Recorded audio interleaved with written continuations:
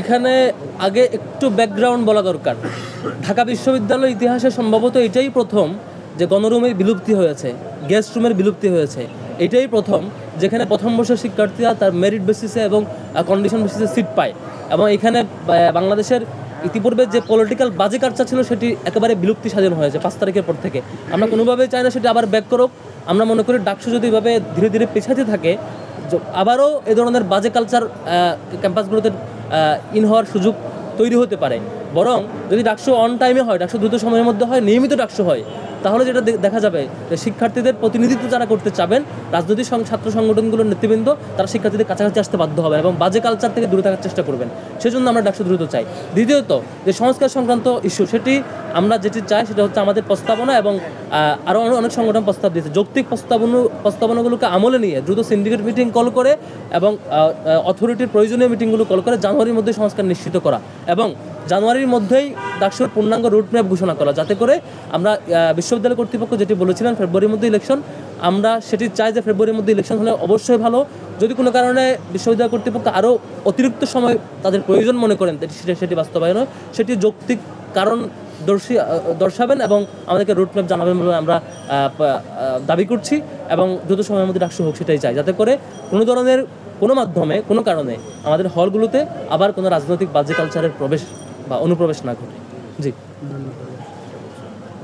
এবং অন্যান্য সংগঠনগুলোর বিরোধিতা থাকবে কিনা এ প্রশ্ন আসছে। সাধারণত ডাকসু একটি কম্পিটিটিভ জায়গা, সেখানে ছাত্র সংগঠনের মধ্যে কম্পিটিশন থাকবে, সেটিকে আমি প্রতিযোগিতা হিসেবে উল্লেখ করতে চাই। সেটি কোনো ধরনের দ্বন্দ্ব কিংবা এটাকে ক্লাস হিসাবে উত্থাপন করতে চায় না, সেটি আমাদের বৈচিত্র্য হিসেবে উত্থাপন করতে চায়। ডাকসু যখন নিয়মিত হবে, কোনো ছাত্র সংগঠন আগ বাড়িয়ে কোনো সংঘাতে জড়াবে না নিশ্চয়ই। কারণ যে ছাত্র সংগঠনটা আগ বাড়িয়ে সংঘাতে জড়াবে, সেই সংগঠনটির ব্যাপারে ছাত্ররা বিবেচনা করবে এই ছাত্র সংগঠনটির মনোভাব কেমন এবং তাদেরকে আদৌ ভোট দেবে কিনা, নিশ্চয়ই সেটি ভাববে। সেজন্য আমরা আশা রাখছি অন্তত 5 আগস্ট পরবর্তী এই বাংলাদেশে আবার কোনো বাজে কালচার কিংবা সংঘাতের কালচার অন্তত ছাত্র রাজনীতিতে ঢুকবে না বলে আমরা আস্থা রাখছি, অন্তত ঢাকা বিশ্ববিদ্যালয়ের প্রেক্ষাপটে। জি, আপনাদের আর কোনো জিজ্ঞাসা থাকলে। ভাই, আপনারা কর্ম সম্প্রীতি সম্পাদক নামের নতুন পদের প্রস্তাব দিয়েছেন, এই পদে যিনি আসবেন তার কাজ কি? জি, প্রশ্নটা হচ্ছে ধর্ম এবং সম্প্রীতি সম্পাদক একটি পদের প্রস্তাব দিয়েছি আমরা। সেটি হচ্ছে বিশ্ববিদ্যালয়ে common room, cafeteria, ready room বিভিন্ন বিষয়ে বিভিন্ন দায়িত্ব অর্পিত হয়েছে, কিন্তু ঢাকা বিশ্ববিদ্যালয়ে প্রত্যেকটা হলে ধর্মীয় উপাসনালয় আছে। জগন্নাথ হলে আমাদের অন্যান্য ধর্মাবলম্বী ভাইদের যে উপযোগী ধর্মীয় উপাসনা সেটি আছে।